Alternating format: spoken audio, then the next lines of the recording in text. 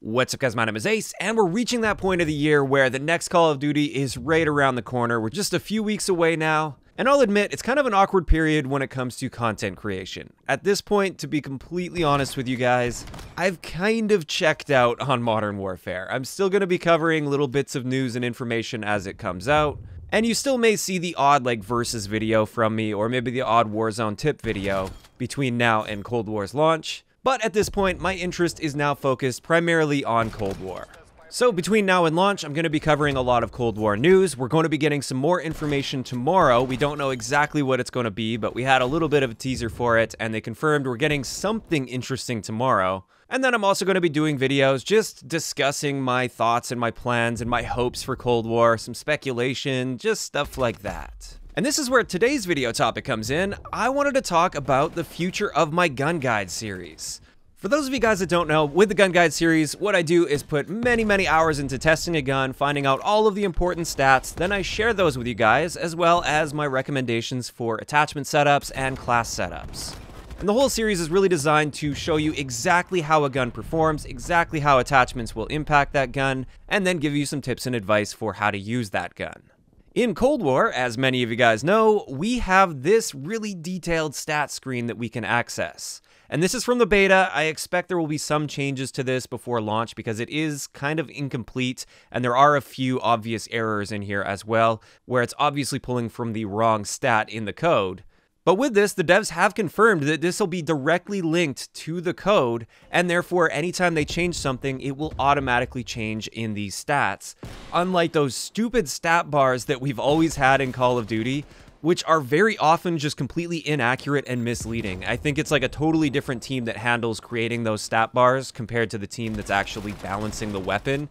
And therefore, there have been so many situations in the past where if you rely too heavily on those stat bars, you're going to be making mistakes, because they're just not accurate. They don't really mean anything. But now that we have these really detailed stats, I've had so many people asking me what's going to happen with gun guides. Is it done? Is there any point in doing gun guides? Why would I watch a gun guide when I have all these stats available? And my answer to this is my gun guides are going to be very valuable still, as you'll see once I start going through these stats a little bit. And if anything, these detailed stats being displayed like this is going to allow me to have higher quality gun guides as well as better frequency of uploads on the gun guides. So instead of just one gun guide a week, I can get maybe 2 or 3 in a week. So I'm actually really excited about this. Now, why would anybody want to watch a gun guide when you have these stats available? Well, just looking at these stats right now, just looking at the numbers, does this really paint the full picture of exactly how this gun performs? Sure, it's definitely helpful to see all these stats, especially for comparison with other guns. It's great, and I really like that, but it doesn't paint the whole picture. Just by looking at these stats, you don't know what your minimum damage is, you only know your maximum damage. You don't know what the headshot damage is, you don't know the headshot multiplier, you don't know how many headshots you need mixed in with body shots in order to reduce the number of shots to kill. You don't know the exact time to kill values in comparison to the other guns.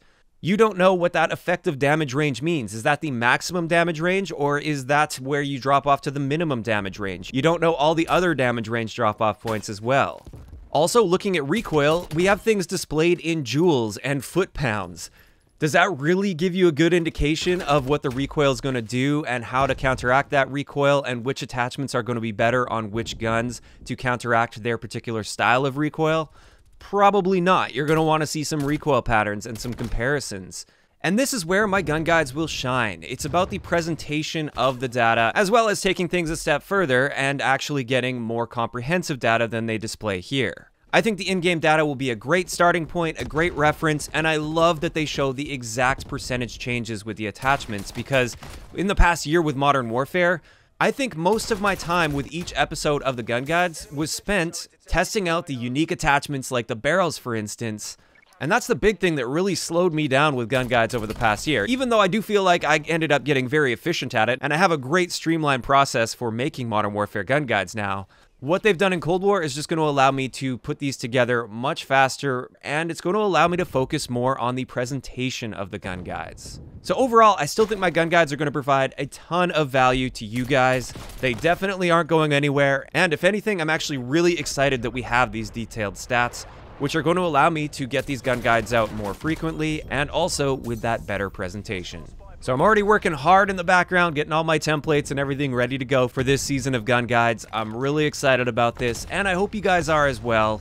And that covers it for today's really quick topic. Now this is where I'm interested in hearing from you guys. What are your thoughts on these detailed stats being added to Cold War? Do you find them to be a little bit confusing, or at least some of them? Do you find them to be just too confusing to make any sense? Do you think you're going to be using them really frequently to find out all of the little details and how your class setups are changing with different attachments? Or is it something where you're not really going to be looking at it too much and you're just going to select your attachments based on the plus and minus percentages? Just let me know all of those thoughts in the comment section down below. If you enjoyed the video, a like rating is always appreciated. And don't forget to subscribe for more if you haven't already. I'll talk to you guys next time.